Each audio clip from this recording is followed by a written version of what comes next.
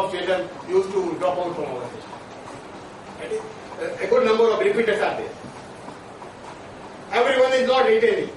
Whosoever reach grade 5 is not transiting to grade 6.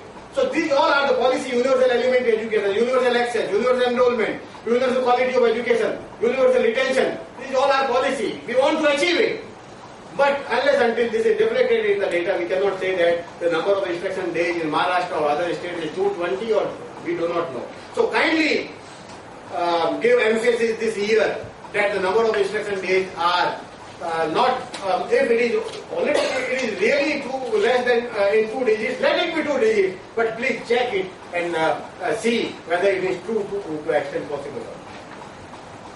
Because this is also one of the very important RT parameter. Then sanction teachers is always less than the number of teachers in position. It may have the valid reasons. Sometimes maybe the sanction position is not a school based, or a school do not have the information or like that one. That is also one of the variables. Then constitution of the school management committee in case of elementary level of education and school development, SDMC in case of secondary, higher secondary.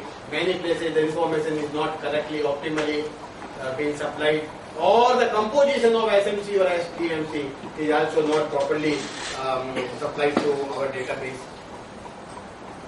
Then there are many RT related variables are there. 25% to the economically weaker section of the society is one of the important variables. But if we analyze the situation, the big picture which emerges is unbelievable. Only few students are given admission to this. The independent sources says that the number is much larger than reported in the DICE data. So we also have to focus on this, how many schools EWS children approach for admission and how many of them are actually given admission in grade, the lowest grade. It is not grade 1 now. Previously, in the initial year, it was thinking that the 25% reservation quota is only for the grade 1. But many of the schools are not having grade 1. They are having grade 6 as the lowest grade, or grade 5 as the lowest grade, highest grade is grade 8. But later on, it was clarified that whatever is the lowest grade of a particular school, in that particular grade, the 25% EWS reservation is to be applied. So that information is also not coming through. Then out of school children, whether some efforts are made to identify out of school children, some survey is made or not. How many of them are given special training of 3 months to 2 years and then made to sit in the age appropriate grade? This information in this, I think this is the 4th year. This would be the 5th year of RT now. We have revised it in the year 2010-11. 2010-11, 11-12, 12-13 and 14-15 would be the 4th year of RT. But information on many of these RT variables is not coming is not reported by our school headmasters or respondents. Maybe because of the reason that many of these activities are yet to take place, or maybe because of the fact that because of the awareness or this or that reason, this information is not being fully supplied to our respondents. I do not know whether you are aware about the RT grading in our school report card or not. All the 1.5 million schools which are having grade 1 to 8 are now having one RT grade. We have identified 10 RT parameters. Student classroom ratio, teacher classroom ratio, pupil teacher ratio, then drinking water, ramp, electricity, boundary wall, and a few other indicators. And each school is given a RT rating. If you analyze this information of 1.45 million schools imparting elementary level of education, you will see that only in case of 8 to 9% schools are having all the 9 facilities. Rest of the schools are not having 8 facility or 7 facility or 4 facility or 3 facility. You may like to go through this later on and see while developing the next year annual plan, you may like to consider distribution of these schools which are having or not having these facilities, so as to ensure that all the facilities are now provided to all our schools. These are only few of the many limitations which we have come across. But apart from these few variables which we have now mentioned, as usual, I just want to further emphasize that still our enrollment is not free from errors. Still, many places our enrollment is not consistent. Lower is the level of analysis, higher would be the inconsistency in enrollment.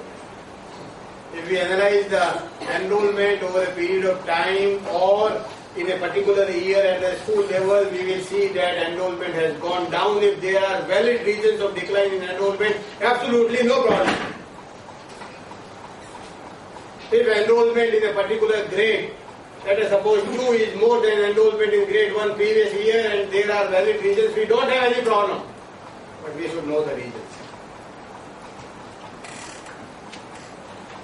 Analyze the situation when you compare the field in data capture format, just see, compare it with the last year. We all have the data capture format with the CRC on the school level and see the correctness of the enrollment data. I need not repeat every time that enrollment by category, enrollment by medium of instruction and enrollment by age and grade, they never match. You analyze the data at the district level, less inconsistency will be seen.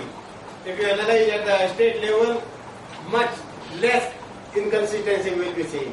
If you analyze at the national level, you will still see only in case of few states, 5-6 states, inconsistency.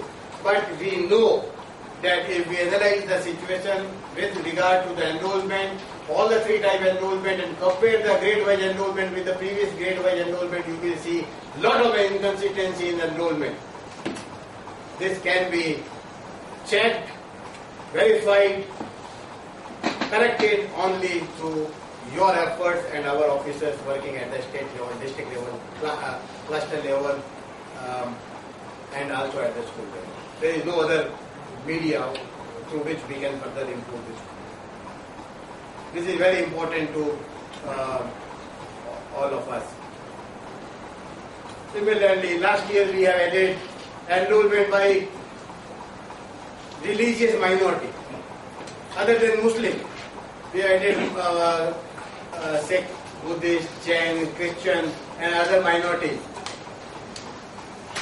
In most of the places, this information is also not correctly or optimally supplied. And the gap between this one and the enrollment by category is very huge.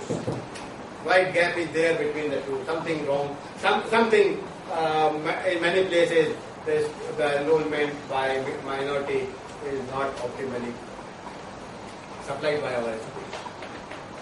Then we have the age grade matrix. Age grade matrix is very important to us, where on the one column we have the age below 6, 6, 7, 8, 9, 10, 14, 15, 16. On the column we have the grade 1 enrollment, grade 2, grade like that one. That is the age grade matrix. Many times this information is not correctly and optimally supplied by our school headmasters because of the limitations of computing or converting date of birth into the age distribution of the children.